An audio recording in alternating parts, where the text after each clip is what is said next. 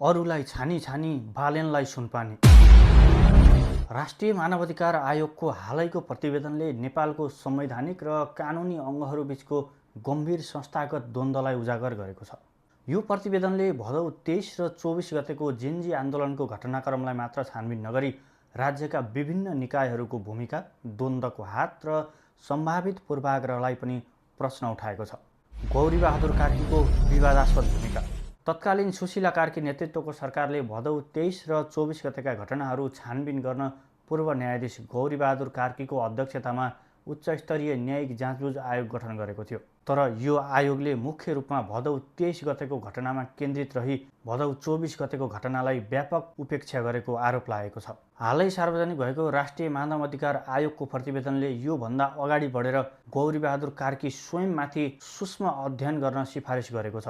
प्रतिवेदन अनुसार आन्दोलन हुनुअघि र आन्दोलनका क्रममा कार्कीले सामाजिक सञ्जालमा उत्तेजक र भड्काउपूर्ण अभिव्यक्ति दिएका थिए, जसले आन्दोलनलाई हिंसात्मक दिशातर्फ मोड्न मद्दत पुर्याएको हुन सक्छ।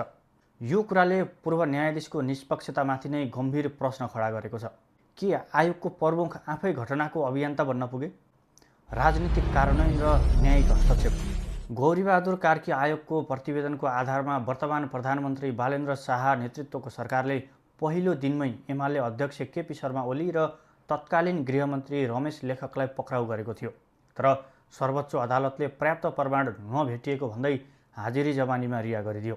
यो घटनाक्रमले सरकारी आयोगहरूको निष्पक्षता, प्रमाण सङ्कलनको गुणस्तर र राजनीतिक दबावको प्रभावलाई स्पष्ट रूपमा चुनौती दिएको छ। बालेन शाहको क्लिन चिट, संयोग वा रणनीति। मानवाधिकार आयोगको प्रतिवेदनमा सबैभन्दा रोचक पक्ष भनेको वर्तमान प्रधानमन्त्री बालेन्द्र शाहको नाम कतै पनि प्रत्यक्ष उल्लेख नहुनु हो।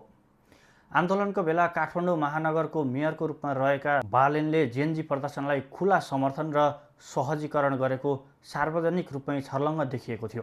तर आयोगले उनलाई पूर्ण रूपमा क्लिन चिट दिएको छ।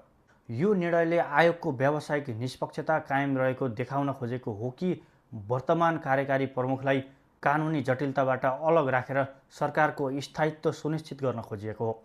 उनी निकट सहयोगीहरू र राष्ट्रिय स्वतन्त्र पार्टी रासोपाका अन्य सांसदहरू भने अनुसन्धानको दायरामा रहेका छन्। यो असन्तुलनले आयोगको निष्पक्षतामाथि थप शङ्का उत्पन्न गरेको छ। सङ्क्रमणकालीन न्यायको नयाँ मोड।